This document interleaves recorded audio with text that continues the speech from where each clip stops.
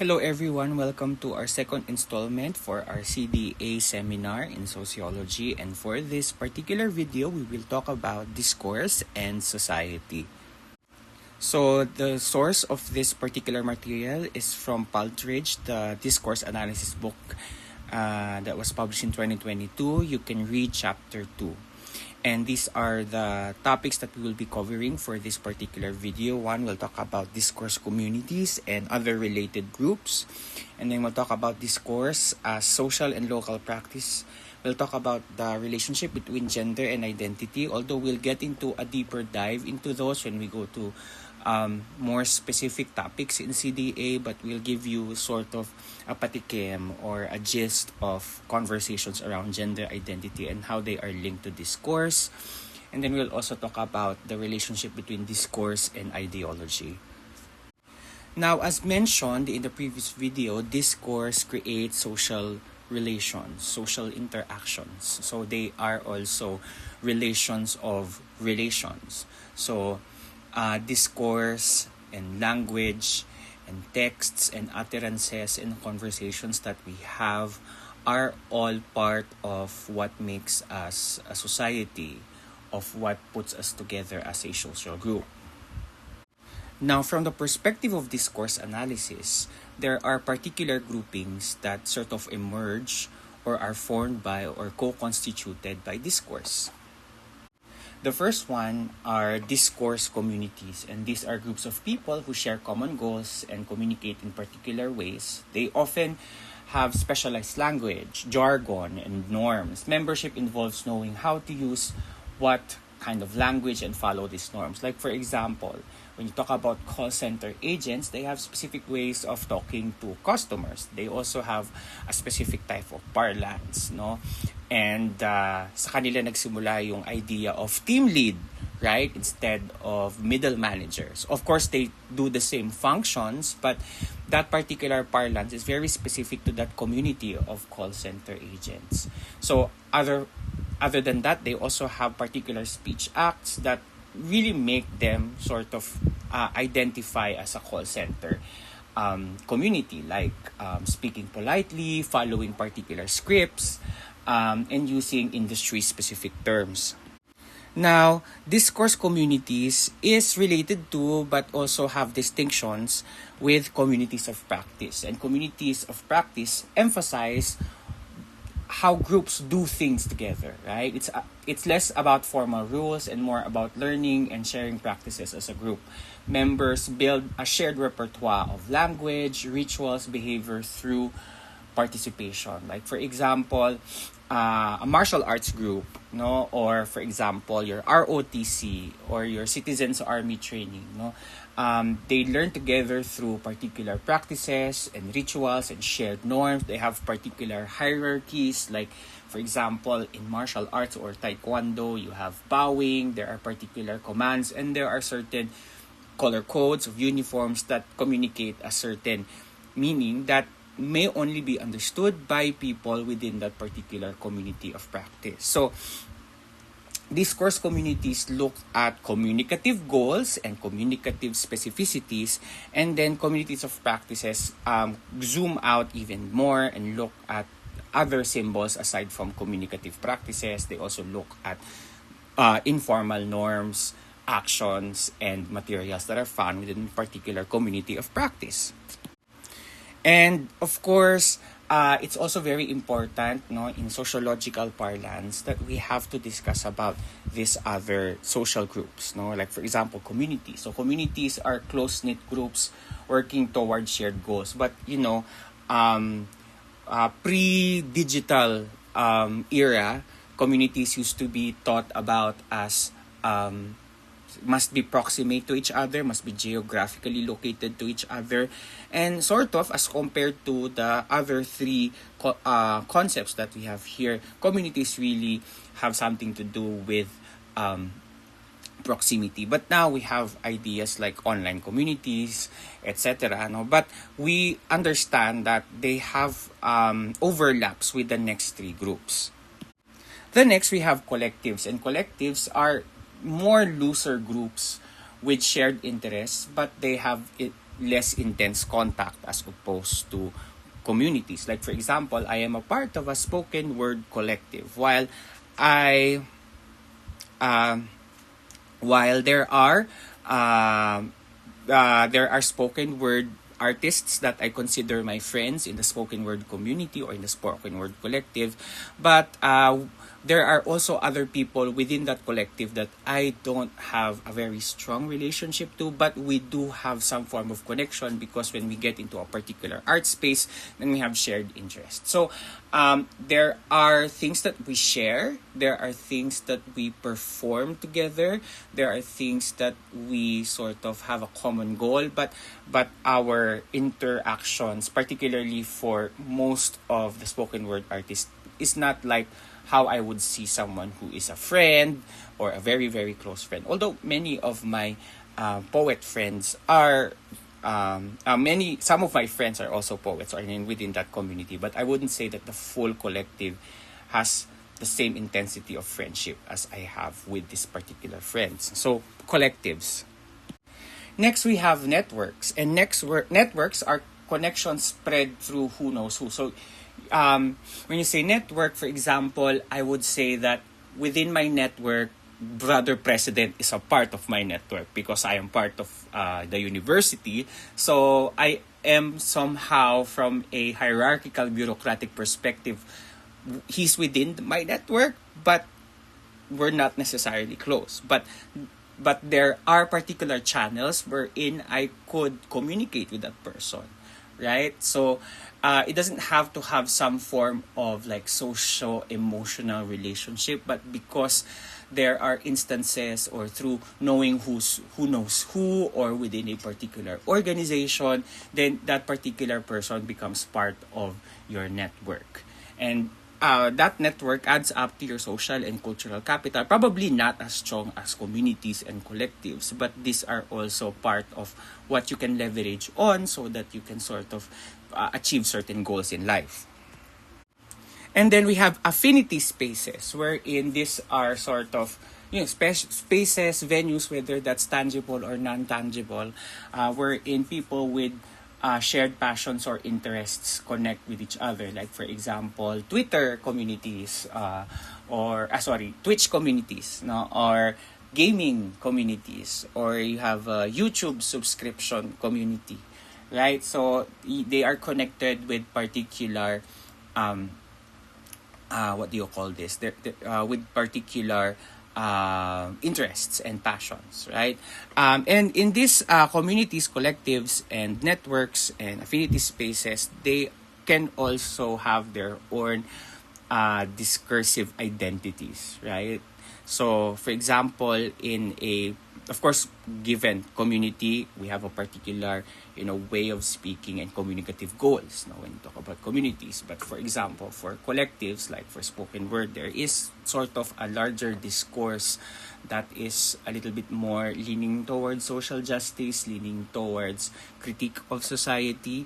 That is usually expected when you are there, and so particularly in the spoken word community, as opposed to, let's say, a songwriting collective, which I had also been a part of, there is a lesser discourse on social critique, but more of the getting into the art form, right? Getting into the again, the type of ideologies and discourse and the communicative acts, they are different across collectives, and then the same thing with networks, like based on what network you're trying to engage with, then that will also identify the type of communicative behavior or texts or language that you would use in order to relate to that particular person. So for example, you have of course, if it's the network is within your academic community, then you would have become more formal, more academic in the way you would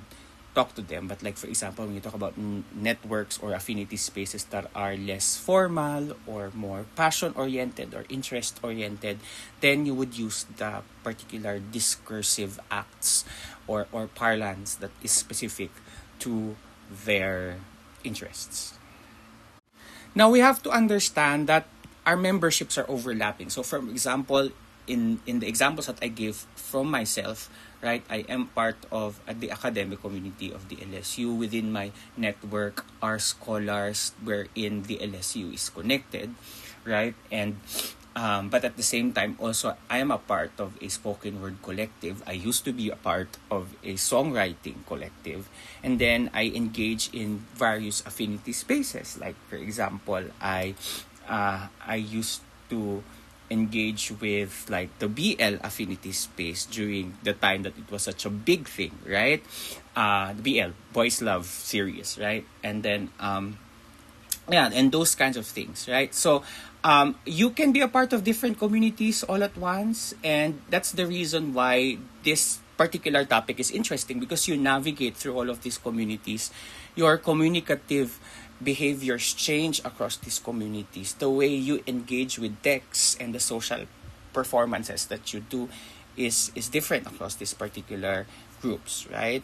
And then also, you can expect that certain groups are interacting with each other. Like, for example, academic communities are interacting with public formal organizations, public agencies, so that the research can be translated into policy, right? So there is an interaction between groups. Or, for example, the literature department of a particular university may be extending their partnerships now with a poetry collective or an arts collective, right? Or they may be found in certain affinity spaces, right? For example, they do celebrity studies, so they may be found in like Taylor Swift or drag race Facebook groups, right? So these groups sort of interact with each other, even if the proximity, the goals, and the tightness of the group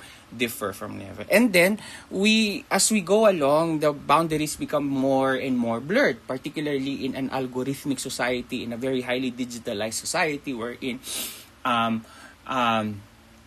the linguistic practices or the communicative behaviors or the parlance of, let's say, what we used to expect in terms of formal reporting of cancellation of classes has now become a little bit more of a humorous and comedic relief for particular public agencies. And so now there is a blurring of boundaries in terms of that's why there is some discomfort during the time that we sort of see particular public agencies sort of embodying a brand that is humorous, something that is very much akin to comedy, because that discomfort comes from the fact that when you are a public agency, there is a particular communicative behavior, linguistic behavior that is expected in the collaterals that you put out, right? In the way you communicate to your service recipients. And so that kind of sent a very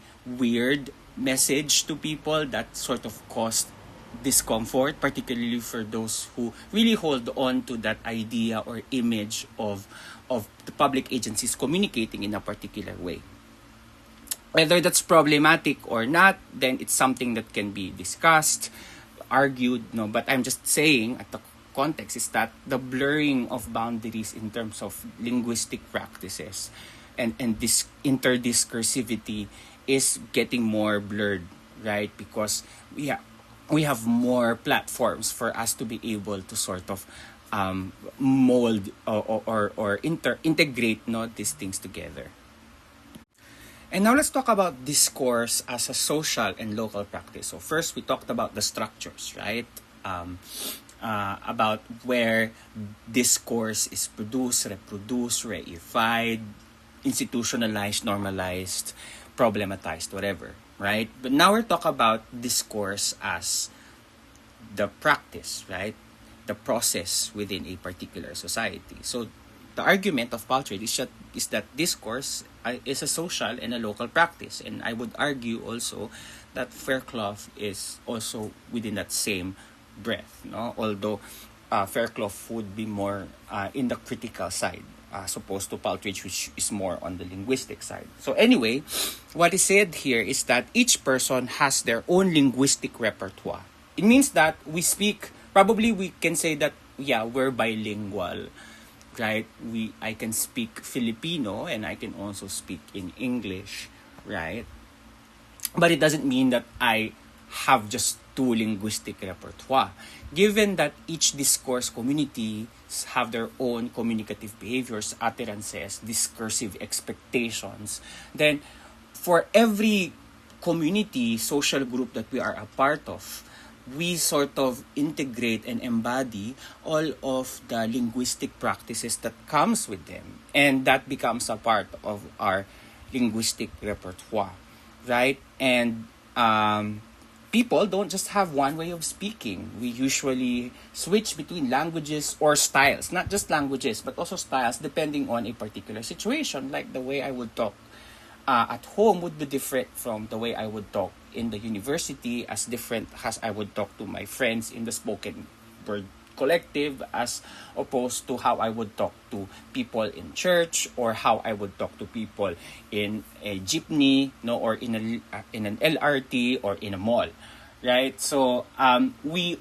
have this particular repertoire that we have learned probably by the way we were socialized, by our homes, our societies, no, and every day, no, we navigate through this repertoire, no, and choose a particular repertoire when we're interacting with the social world, no, so that we can reach a particular goal, no. And so our ability to navigate along this repertoire is influenced by context, right? So language choice depends on who we're talking to, our relationship with them, the goal of the conversation, and the setting. For example, someone might speak formally at work, casually with friends, and mix languages at home. And sometimes, my friends would say, ayan na naman, your professor talk is sort of lumalabas na naman in a very casual conversation. They call me out because they don't expect me to talk like this using the big words like linguistic, entanglements, co-creation, co-constitution, and then suddenly they slip out of me when I have dinner with friends, and they sort of call me out because that's a different way of talking. You shouldn't be talking to us like that, right? We're not your students. And these are the repertoire that we have. So for example, as you get into your course, your specific courses like sociology, you will be learning a lot of discourses along the way. Hopefully you become more critical and more sensitive to social problems as you go along the way. And you would notice that your linguistic repertoire in terms of how you engage with people, particularly those outside your groups, suddenly feel like, oh, we now have a boundary between sociology students and probably like STEM students, the way they sort of engage. And I noticed that, for example, the repertoire that I would use when I would talk to my colleagues in the nursing world would be different because they aren't as super critically aligned, no? While social justice is a part of our terms and conditions in the nursing, it's a part of the scope of our practice, but we prioritize and we were trained and socialized to really look at clinical, biomedical, and very health and individual specific merits of health. And so I would really notice like the discourses, the beliefs, and the ideologies, between my friends in the nursing and myself would be really different. So sometimes they would find it weird when I talk a lot about justice, right? And talk about health in a justice perspective, because they would really think about, probably the most social that they could think about is like the hospital and the community and the patient's home. And then other than that, they have a limited knowledge already about the structural determinants, which is something that is socialized, right? So again, when you move from one context to the next, you will also move within yourself, the linguistic repertoire that you have. And also, we understand that language is capital. Some ways of speaking are valued more than others, giving social and economic advantage. For instance, like there are certain accents in English that sort of gives away that you are of a higher class than the other. You probably have learned this in your social stratification subject or topic, in your general sociology, that language, the way our accent is actually even having the ability to be bilingual, right, sort of places you in an economic position, in a particular social position, no? Like, for example, I know that this particular person has been exposed to a lot of Lasallian education because of the way they speak, no, as what outsiders would call konyo speak, right? So you kind of know, okay, so this kind of twang sort of makes you it's a linguistic identifier for people who are in a particular school, right? So, and that puts us, no, in the next context, which is that language reflects and constructs identities, right? So the way we speak sort of already tells us who we are, right? It also constructs who we are. So that's the gist, no, of this particular slide. So just to give more illustrative examples. So for example, a student in Manila might switch between Tagalog with family, probably English in class, probably Taglish with friends, and probably if they come from a province, they would speak Cebuano or Ilocano.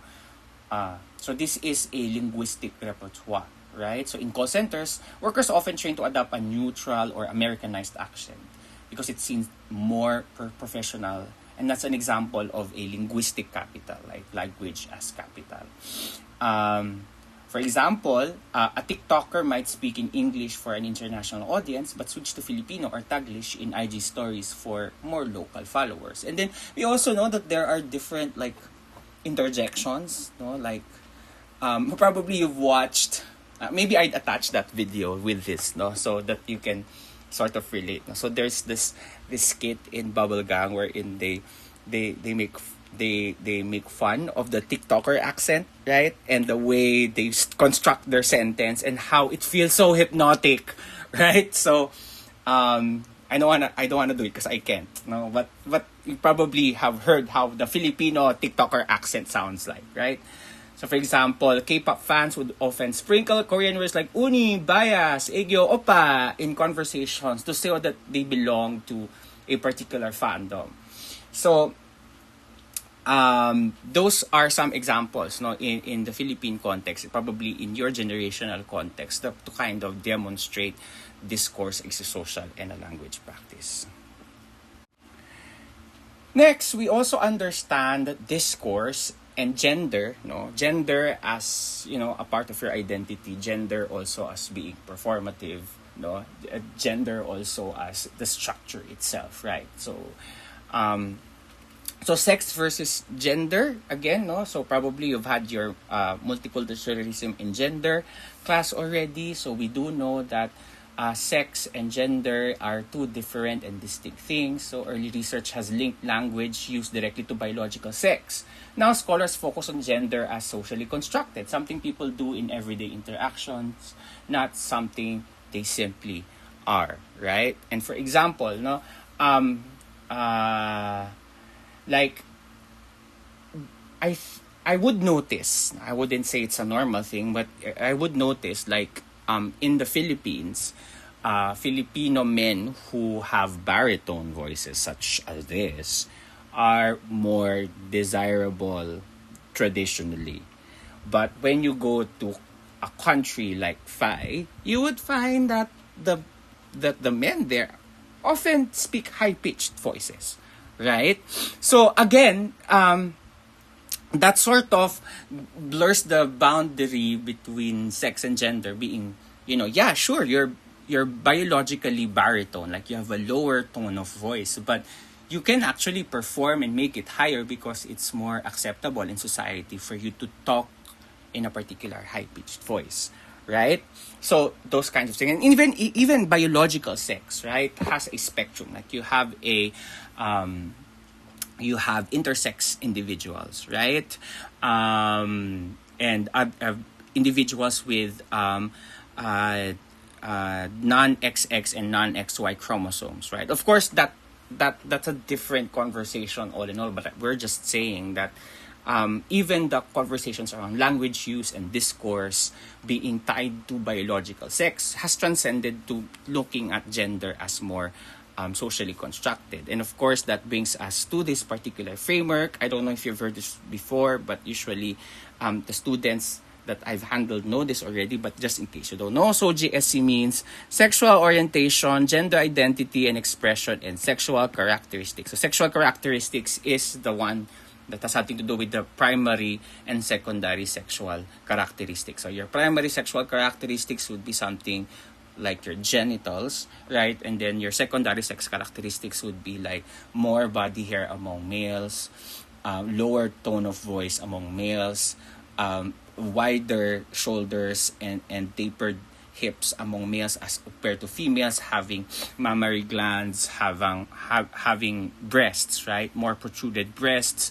You have a wider hips, a Coca-Cola body, quote unquote. So that's your sexual characteristics. But also, we have sexual orientation, which talks about your desire, your sexuality, which is, again, a whole stream of things, right? And then you have gender identity, wherein you have your cisgender individuals, you have your trans individuals, you have your non-binary individuals, agender individuals, genderqueer individuals. Again, you have a gender class in CLA, so you can explore those things. And of course, gender expression, and including in those expressions of femininity, masculinity, androgyny. These are part of that is the discourse that you use, the language that you speak, the words that you choose in an everyday setting, right? So that's first, right? So discourse sort of points us. So you mean, sir, that there are discourse that sort of is tied to a particular sexual or orientation? Yes, there are. But I think the issue there is that it makes it essentialized. No, I'm not a fan of essentializing things like stereotyping particular, let's say, accents or tonal variations to a particular group, or the way they choose their words to a particular group. I would say that these aren't really biological, but these are really socially constructed, socially inherited, right? As opposed to being biologically natural to people, right? And I think in the linguistic space, like neurolinguistics, they have, and experimental linguistics, they have this like really big studies. I watched some videos from Oxford, and then you have the PhD linguistic students and about their dissertations that are like looking at how particular vowels are spoken by a particular sexual group, and that's very interesting, right? But that's not our goal for this particular class, right? But I'm just saying that this diversities exist, right? And that sexuality, gender, even if we don't think of it like on a daily basis, right? They are very much tied to our communicative behaviors, our communicative goals, our linguistic practices, the repertoire that we have, right? And then, of course, that brings us to Butler, going around the conversation about gender as performance. And like, gender is not necessarily fixed, and gender becomes truer and truer because it is performed. And so we can also counter-perform, and that's one of the greatest examples for gender performativity is drag, right? About femaleness being acted on by males and vice versa, right? So it is performed, and in the context of discourse analysis, it is through speech, through gestures like clothing and repeated actions, and also the words that we speak, how we post our language, like using bro, using sis, right? Using that's cool, bro, versus oh my god, you ate, right? So these are performances that kind of signify who you are. You perform them because you want them to become truer. You wanna co-construct that those particular identifiers, right? You may not be thinking about it. You may be thinking about it because you belong to a particular affinity space. But now that we're discussing this, maybe you wanna be more reflective about that, right? For example, so I'm using she ate, or you slayed that mama, or for example, you say that's so cool, bro, right? This is something that sort of grew up on you. You took it for granted, but somewhere along the way, maybe when you look back to your life, maybe it's your social exposures that made you speak like that, made you choose like that, even in the way you make your tweets, your Facebook your Facebook posts, no, if you do post on Facebook or Instagram posts or comments, right? So those kinds of things. And so we also have certain discourse communities wherein gender is a big factor, right? It's very much entangled. So for example, groups often reinforce gender through norms, gender norms through talk. For example, men in Australian Cricket Club newsletter bonded through gossip and sexist jokes. And this is not just in Australia, but in other parts of, even in Philippines, we have the locker room talk, right? So it helps in constructing a shared heterosexual masculine identity, right? So even if it's harmful, they perform it. And I remember being part of a band when I was in college, right? So I was part of a band, right? So I was the keyboardist, and then my friends were like heterosexual alphas, right? And I don't know if they knew I was gay at that time, right? But I just tagged along because I like creating music with them. So I would feel quite uncomfortable, and like I would smile awkwardly when my bandmates would, like, for example, see like a cool car, like, ooh, look at that car, pare. Like, sorry, in Tagalog dapat. Ano ba? Ooh, kasi I would say, I don't wanna say expletives, but you can say, OPI, look at, tinan mo yung kotse na yun, pare, ang ganda, oh, shucks. Ano yan, chick magnet yan, chick magnet. And I'm like, Tapos, they would like, elbow me, nudge me, and like parang, oh yeah, dapat ganyan yung kotse kinukuha mo para meron kang daanan ng, para meron kang lalagyanan ng keyboards mo. Tapos, you can also have chicks. Ako oo na lang. And like, parang, tapos pwede mo ring, like, do sexual things inside. Trigger warning for those. So, but what I'm saying is that I had to perform because, like, I didn't feel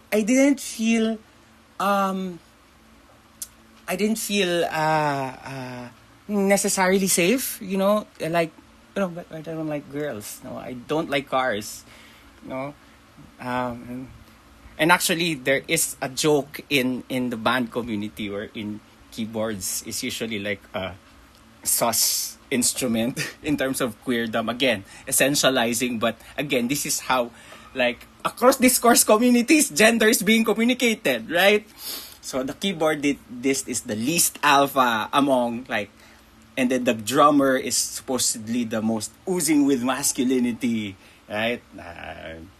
So those are some of the gender, norms and languages, no, and even in affinity spaces like that, even in not so tightly knit communities, this really pushed through, and hopefully my experience was able to illuminate that. And then of course you have like carrying like gendered identities in particular industries, like for example I would say that in service industries like nursing, hospitality, right? So we use caring languages, patient languages, and we had to practice these things until it becomes embodied in you.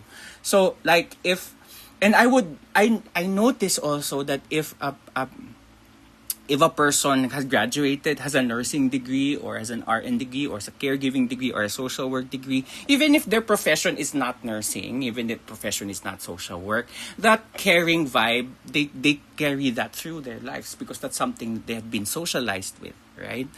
So those kinds of things, no? And then of course I mentioned about the gendered language in communities like the macho talk, the locker room talk, right?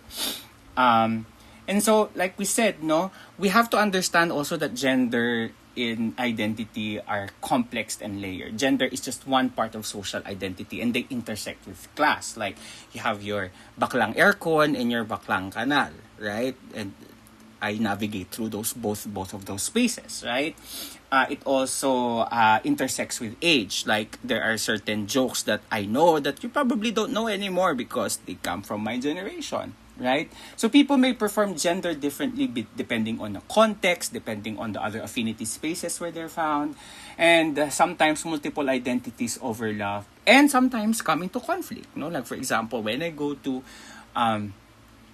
some family reunions and then very, very traditional and very boomer yung aking mga tito at saka may mga tita, right? And they would sort of have discourses that are heteronormative, homophobic. So, of course, that creates some internal conflict in me, no?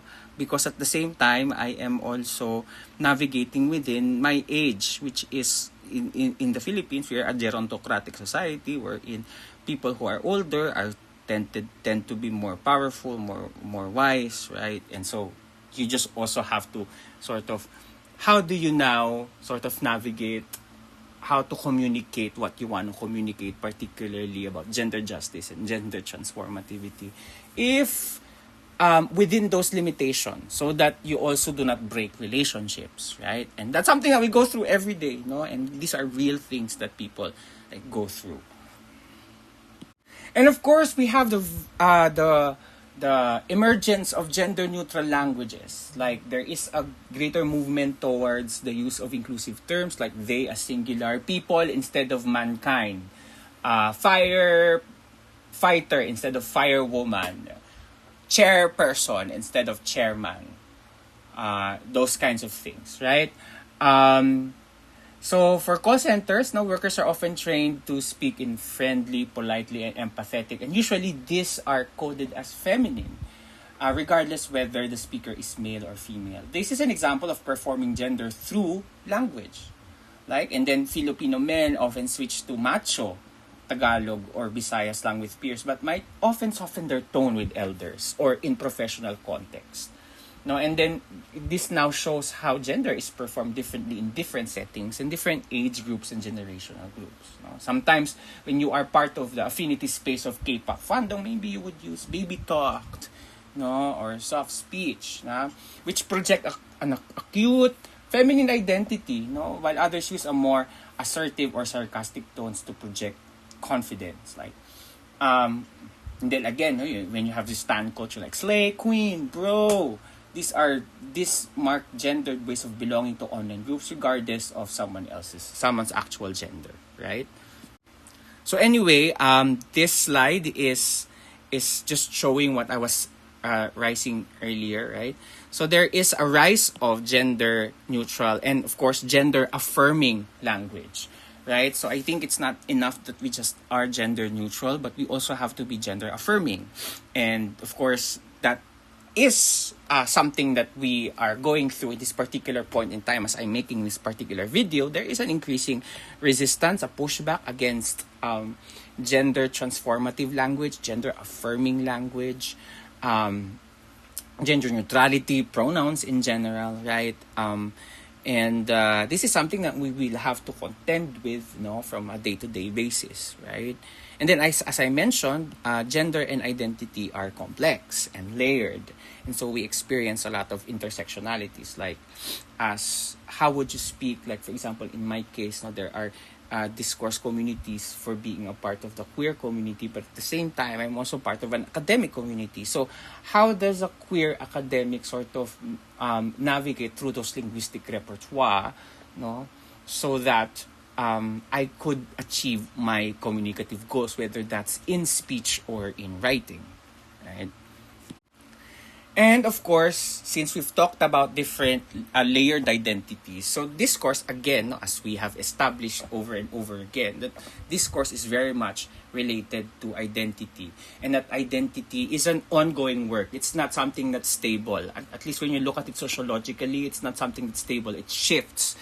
It transforms, and it's something that we do work on, right? Particularly if you want to particularly achieve a goal, if you want to achieve some form of agency, it's something that we work on, right? We work on this identity, whether that identity is something that's internal to us or it's something that a social identity, like what we project to everyone, whether that's perceived or how others perceive you, right? And this is made, remade, constructed, co-constructed through interactions. And there's no such thing as a fixed trait, right?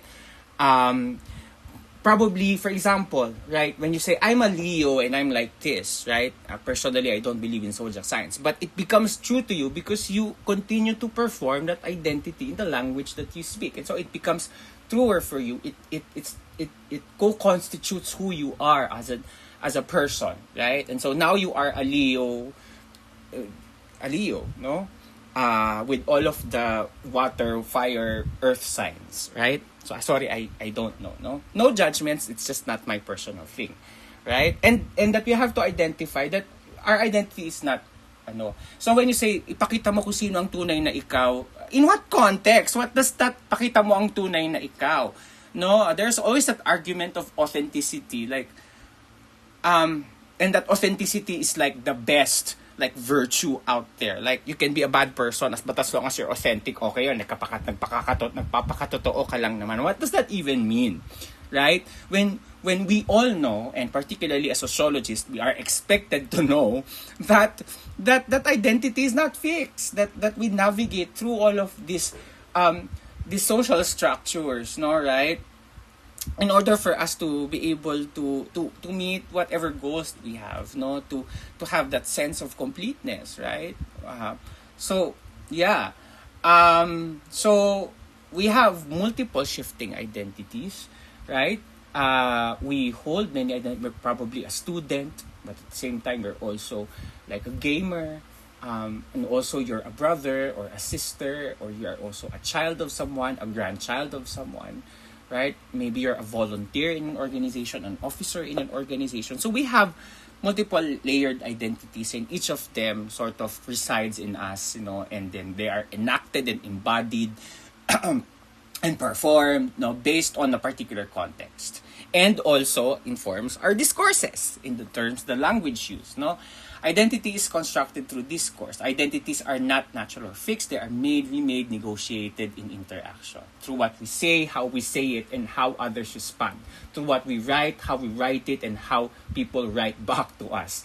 Identity is therefore a two-way construction. It only counts if people recognize it. Right? And so that's why authenticity is such a big thing, although we have to problematize that. And so we shouldn't talk about different variations of identities, but we talk about post-structural things. Like identity is not a structure. Like identity, and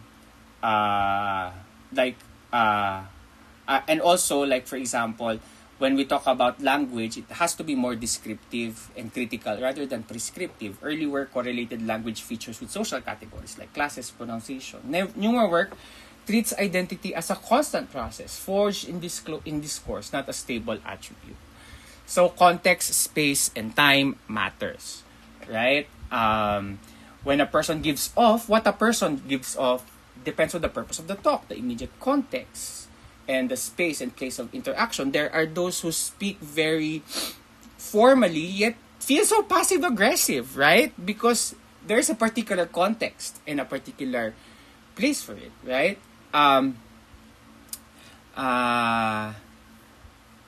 People speak both in and from a place. Place assigns values and shapes what identities are possible or desirable there. Like, for example,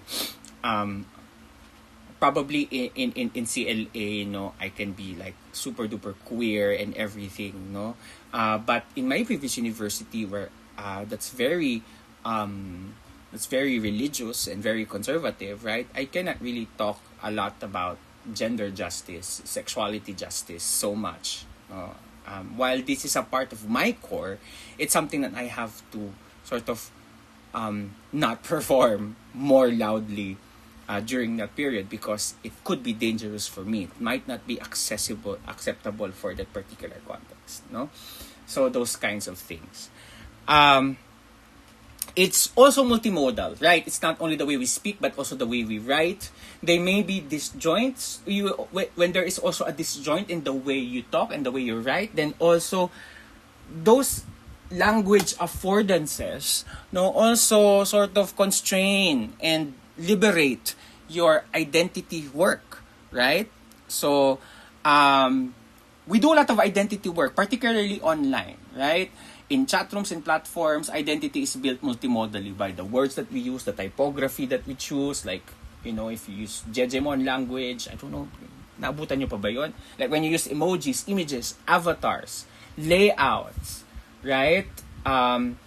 You kind of know already if a design is a little bit more millennial and Gen Z as opposed to, let's say, more boomers, based on like, oh, because it's so maximalist, maybe that's a little bit more higher generation. There's no color and layouting, typography is not so nice, layouting not so nice, as opposed to like the expectation of like millennials and like, yeah, like the canvas style of layout is something that I would expect from a from a Gen Z, right? So again, but this again are not are constructed, no, remade, negotiated. It's just that at the moment, this is what is very much resounding. Writing typing style itself is an identity cue. To write is to exist in that space, no, in online spaces. Users may switch personae, like play with grammar or capitalization, and gain status by mastering a particular platform semiotic resources. Like for example, Discord is not something that I don't like, but I do notice that people who like to do discourse are like very masterful at it, right? I remember that there's a particular group that I am no longer an active part of, but also the group has not been active for such a time, no? And they use discourse for everything. They have all these channels. Like I feel so. I get the logic of it, no, but it feels like so much work for me to kind of really understand and embody, and like it's only just applicable for this a particular collective, no. It's a group of queer scientists, so I didn't but I do notice that for those people who have a grasp on that particular platform of Discord, they're using it really well. But like the extent to which I am able to participate is not as much as I would hope, particularly because I don't know much of the functions, no, of Discord in particular. And so identity is not something that we are, but something that we do, something that we continually become. So we move from the space of being to a place of becoming, right? And we become someone or something in a particular place, in a particular time, in a particular situation, by looking down into our linguistic repertoire, which is informed by larger discourses and ideologies around us, right? And that's how we create our identity at that particular moment of what we feel is most appropriate for that particular moment.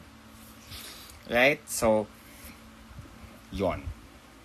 So another example of looking at online identity work is, for example, you do marketplace, like FB marketplace, where nag-FB live ka, nagbibenta ka, right? So a Shopee or Facebook live seller would use rapid fire banter, mga sis, mga ma'am, sir, main nyo na po, main nyo na. And then, those naman at the other side of the screen would give heart emojis, use upbeat intonation to craft friendly at trustworthy seller persons. The same person is reserved and respectful naman, siguro, if in a different place. Right?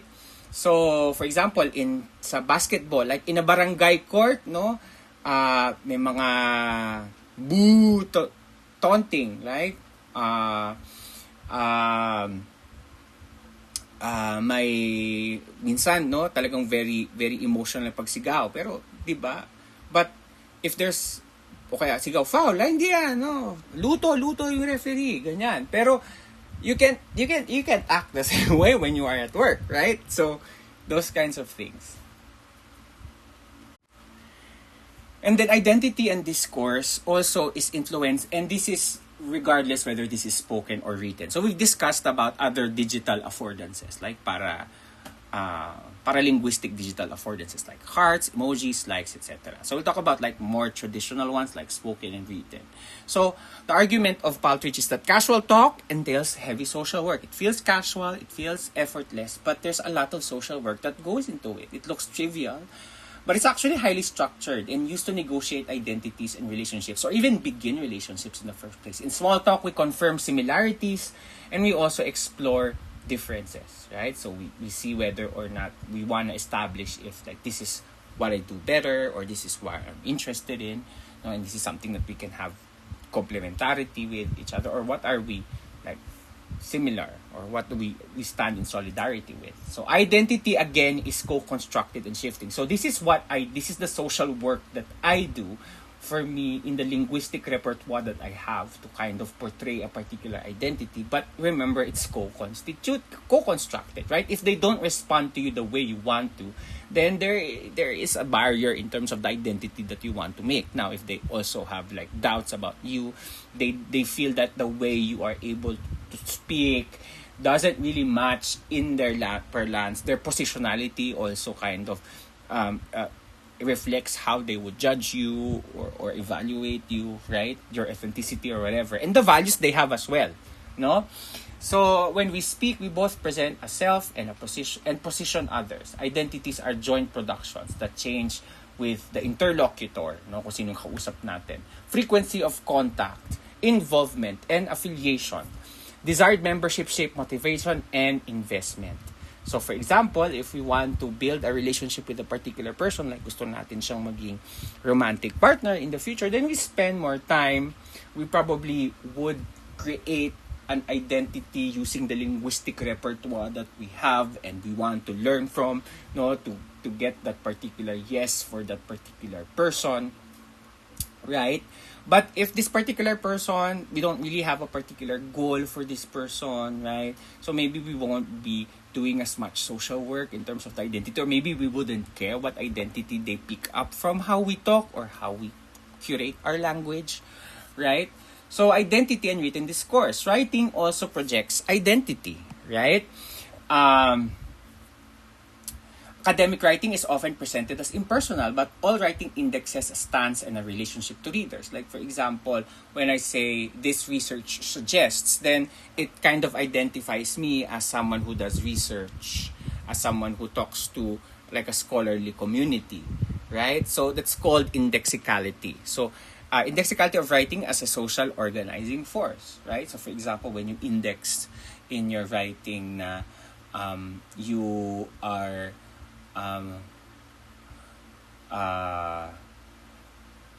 friendly, right? So you can also index that.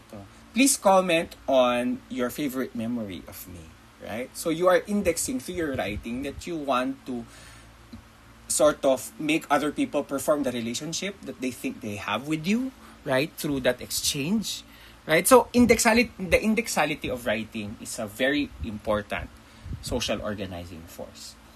So, and then we also see second language writers, like negotiating writing identity is moving hard from an L1 voice to an L2 academic voice. The first language, no, and to the second language, to the academic tones. For example, I remember, like, I have friends who are, for example, Ilocano or they are Bisaya.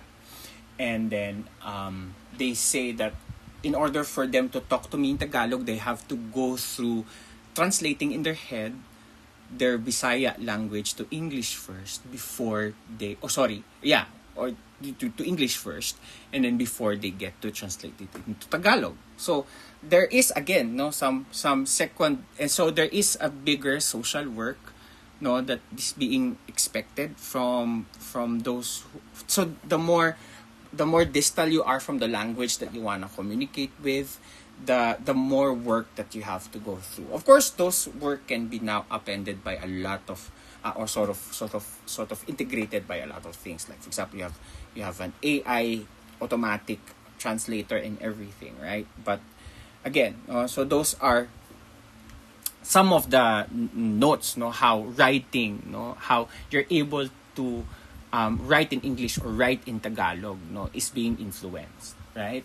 So we also have to understand that literacy is also a social organizing force. Like there are so many things that you're not able to get in terms of privileges and rights if you're not literate, right? So learning to write is acquiring a repertoire of practices. Like you're able to communicate to your mayor, you're able to communicate to your teacher. If may reklamo, your ability to write a formal letter is a capital, right? I remember when we were doing community work, that's one of the things that we taught them. We taught them what does a formal letter look like, because they don't know. Right? So if they want to advocate for themselves and they want to do it in a particular process, we have to teach them how to, salutations, body of the letter, because we take these things for granted. For us in places of privilege, for them, it is very important, no, for them to learn these basic literacies, right? And then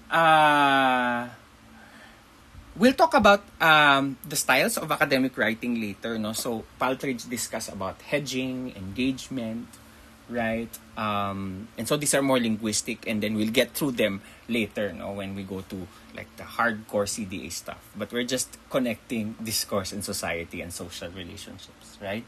And then multilingual writers, like in the Philippines, no, draw a more than one language to craft a personal, credible voice and then resist the gatekeeping of standard written English. Not all contexts welcome this, but some label writers as outsiders, which also becomes an identity position. I remember there was a time in the spoken word community or the collectives that I was attending to that like sort of favored, like sort of shunned English, no. And then there was like Filipino spoken word artists were revered in such a way because they were more quote-unquote nationalistic, right? But now there is a lot of trans-languaging happening in the spoken word. I invite you to read some of my friends, no, or was like Leandro Reyes, Maymay Cantillano.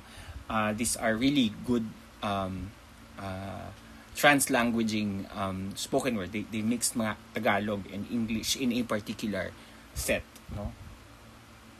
So, linguistics landscapes also, like written, no, are also quantifiers, no, of how posh or the characteristics of a space, like public signs, index celebrity, public signs, index identities, and power relations in a particular space. Like, for example, multi-language signals being both local and global, color scripts and placements show a legacies, no? Like for example, red and yellow, and then the type of neon lights tells you if this is sort of a little more liberated town for a particular type of service, right? Or I can remember, no, having that very eerie feeling, no, while habang umaandar ako sa Diosdado Macapagal, street ba yun o avenue in yung the other side or the one that's parallel to Rojas Boulevard. And I remember pre-pandemic when there is an influx of Chinese individuals, no, not being xenophobic, but there is that eerie feeling of, you know, the new buildings, parang they privilege Chinese characters over English and Tagalog characters. And so that kind of sense an eerie feeling about what that particular space, particularly in Pasay, no, is in Parañaque, is catering to. No, so that kind of tells you about how language gives you that sense of whether you belong or don't belong to a particular place. And then, lastly, discourse is very much tied to ideology. So ideology are usually beliefs and values that are deeply ingrained in you, that are very much tied to the way we use discourse and we experience discourse in a daily life, but we often take it for granted. Like if your ideology is very patriarchal, or if your ideology is very nationalistic and very xenophobic, right? Usually it could be, you know, because it's so much hidden within the language, entangled in the language that we use, that we take them for granted. And also, language makes ideologies feel normal. Boys will be boys, girls will be girls, right? Kasi lalaki kasi yan eh. Or, ganyan talaga kapag Pilipino. Oo. Mga ganon, diba? So, language makes ideologies feel normal.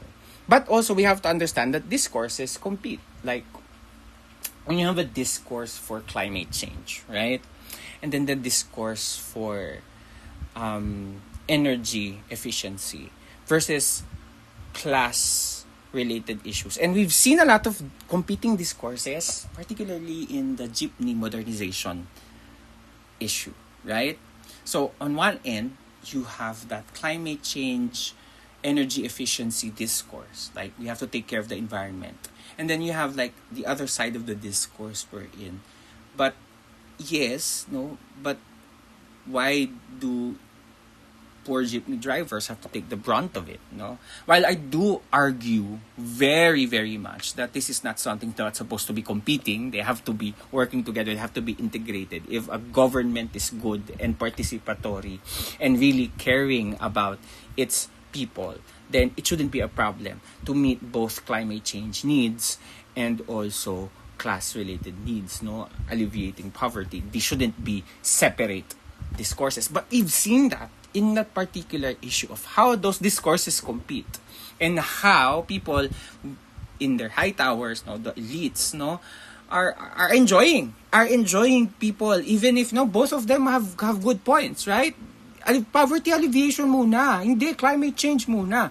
Pero this diba, this polarization is something that they enjoy, right? And something that they probably also reenact and create, no, to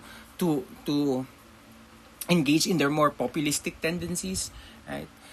And so one of the things that we also want to look at when we talk about ideology is Gramsci's idea of hegemony. Again, hegemony is again the taken for granted dominance of a particular belief or a particular set of values, right? For example, Americanization of the world.